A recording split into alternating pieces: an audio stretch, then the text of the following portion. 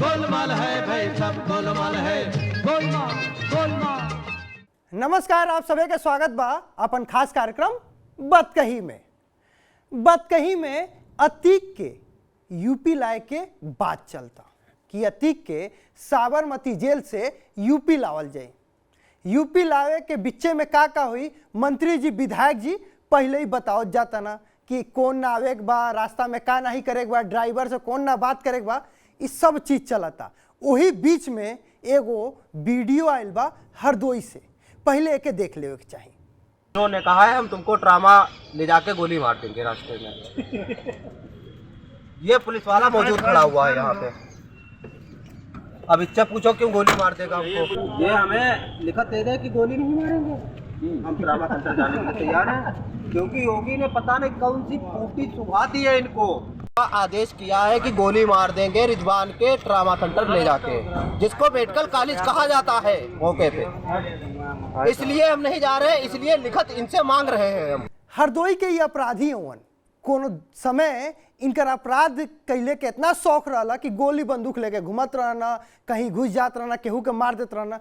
लेकिन आज जब इनके पुलिस पकड़े जाते तो क्या कहता ना, भैया पहले करार कर दो, तो नहीं वो पहले कहावत रहा हमरिया, पहले बैल करार, अब करा करारी। अब इतना बुरा हाल बा, का करे मुरारी। तो मुरारी के अभी हाल बा कि मुरारी जेल जेले से पहले, पुलिस के साथे जेले से पहले करार कर चाहता ना कि भैया तू गोली ना मरब, गोली मरब तो पहले करार कर दे, कागजे पे लिख के दे द कि गोली ना मरब। वही तरह अतीको अले से पहले सुप्रीम कोर्ट में जाके करार करता ना, भैया हम जइबे नहीं करब, अगर जाइब तो कहीं हमार गाड़ी ना पलट जाए, खातिर सुप्रीम कोर्ट गई ना। उनकर मलकाइन यानी बेगम साहिबा हाई कोर्ट गई कि हमारे साथ कुछ बुरा हो जाए। तो ये हाल अतीक के बा। का अतीक पहले ही से ना रहना, का यूपी पुलिस के जो नी पावर बा ये आज मिल गई बा योगी आदित्यनाथ के अले के बाद कि यूपी पुलिस पहले कामे नहीं करते रहे।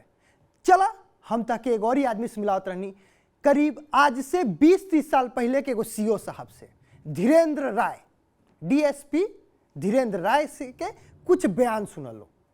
इनके पिताजी वो बहुत काफ़ी शैतानी बदमाशी करते थे, संरक्षण करते थे इनको, माने सब कोर्ट मुकदमा ये वो, कोई पुलिस वाला जो कुछ कार्रवाई कर रहा हो उसको हिंड्रेंस करना, ये सब उनकी आदत थी, लोग घबराते थे उनसे। तो वही थे, तो फिर वही मिले, उन्हीं के पोजीशन से वो बरामद हुआ, तो उनको ले आके फिर मैंने बंद किया वहाँ, क्या कहते हैं, खुलदाबाद थाने बैठाया।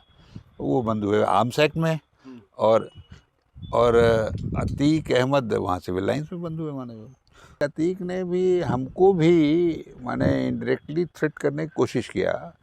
हम लोग बनारस में रहा करते थे किराए के मकान में उस समय में, तो जहाँ से जैसे होता है मोहल्ले से सामान वामान लाया जाता है, महीने में एक बार पैसा दे दिया जाता है। आप लोगों के साथ भी ऐसा होता होगा, हाँ जैसे होता, हाँ तो वही। तो उसने जाके उस आदमी से पूछा, वो दुकान वाला मर गया वो भी बेचारा, उससे पूछा जहाँ मेरी वाइफ भी जाके सामान लेती थी कि राय साहब का लड़का कहाँ पड़ता है, बड़ा वाला।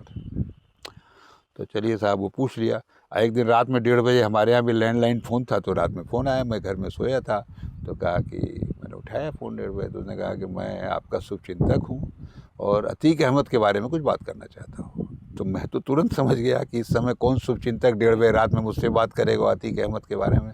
तो मैं थोड़ा उससे नाराज़ भी हुआ। हमने कहा वास्तव में शुभचिंतक हो, तुम चले आओ, और रात में 1:30 बजे फ़ोन करने की क्या बात है। और फिर मैंने जो मैं कह सकता था उसको सुनाया, फिर बताया कि मैं गुस्से में हो गया थोड़ा कि मैं इस ट्रेन से जाता हूँ इलाहाबाद, अगले डिब्बे में बैठता हूँ, वहाँ उतरता हूँ, अपने अतीक को बता देना जो उसको करना वो कर लेगा, तुम शुभचिंतक हो, तुम भी मिल लेना आके।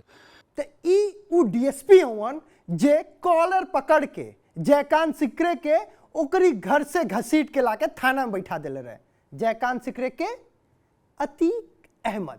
अब एक तनी सा बात समझे के कोशिश करे के कि आखिर कौन सा पावर इस समय पुलिस के मिल गई बा कि अतीक के 2 शूटर के गोली मार के परलोक सिधार दिहल गए। अब इन्हीं के जो उस समय तत्कालीन डीएसपी रहना, अब सेवानिवृत्त बना, इनका एक और ही बयान सुनल जरूरी बा। पुलिस विभाग के लिए आम चर्चा यही है कि उस विभाग में गलती करने का बहुत अनुकूलन है, माना है ना। लेकिन मैं आपको बता दूं कि यूनिफॉर्म पुलिस से पवित्र कोई पेशा नहीं। अगर आदमी को दायित्व बोध हो तो मैंने उससे पवित्र कोई पेशा नहीं है। मैं ये कहता हूँ, डॉक्टर अपना कहते होंगे, मैं आपसे कहता हूँ कि उससे पवित्र कोई पेशा नहीं है। अभी आपके घर में मुख्तार अंसारी घुस जाएं और उनको निकालना हो तो पुलिस वाला कह सकता है कि भाई ये तो सिविल का मामला है, आप चले जाइए, कोर्ट में जाइए, यहाँ जाइए, वहाँ जाइए। और जो दायित्व बोध हो लाएगा वो आगे पता करेगा कि ये तो इनका घर है और फलाना का, और ये ज़बरदस्ती घुसा है, तो हम अपने बल का प्रयोग करेंगे उनके साथ। भले वो कानून की सीमा का उल्लंघन भी करना पड़े, लेकिन वो अन्याय कर रहे हैं तो मैं कहूँगा कि आप तो निकलो बाहर, नहीं तो ठीक नहीं होगा, तुरंत छोड़ देंगे होगा। इसको पाने के लिए आपको माननीय सर्वोच्च न्यायालय तक जाना पड़ेगा। अगर मुकदमा आप लड़ोगे सामान्य आदमी, तो ये पुलिस वाला कर सकता है। मैं CBI में जब डिपुटेशन पर गया तो वैसे तो मैंने एक मिनिस्टर को भी बंद किया था। मुलायम सिंह जी जब चीफ मिनिस्टर थे तो उनका राज्य मंत्री थे अन्ना शुक्ला। तो ये 2006-07 की बात है। उस समय लोकल बॉडीज़ के चुनाव हो रहे थे, वो गुंडई बदमाशी कर रहे थे और वो दुराचारी भी हैं, इससे सीटर भी हैं वहाँ के थाने के हसनगंज के। तो हमको एक एप्लीकेशन मिली, मैंने उसको अपने से मुकदमा कायम कराया और उनको गिरफ्तार कर लिया बिना किसी को बताए हुए।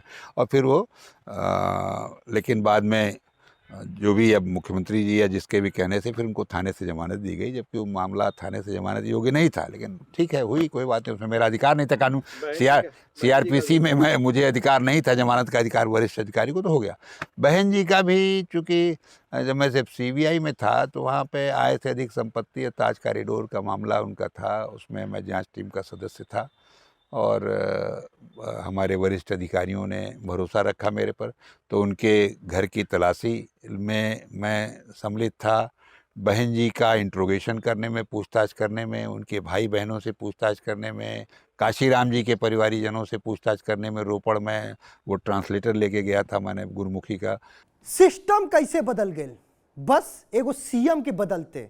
कैसे पूर्व अधिकारी बताओ था ना कि केहू बाहुबली के पकड़ल जात रहे तो ऊपर से फोन आवत रहे, लखनऊ से फोन जात रहे सीधे जिला में, थाना में, चौकी में, कोतवाली में, और कहल जात रहे छोड़ दे भैया, नहीं तो निलंबन हो जाए, सस्पेंड हो जाइबा, घरे बैठ जाइबा, और सस्पेंशन होइयो जात रहे। हम नहीं कहत, भाई साहब कहत रहना जो ने वो दौर में अधिकारी रहना, उस समय दरोगा साहब रहना और अतीक के पकड़ के लाई लाना, कई गो बाहुबली के पकड़ के लेना, इहे अधिकारी रहना जिनके पते नहीं रहला।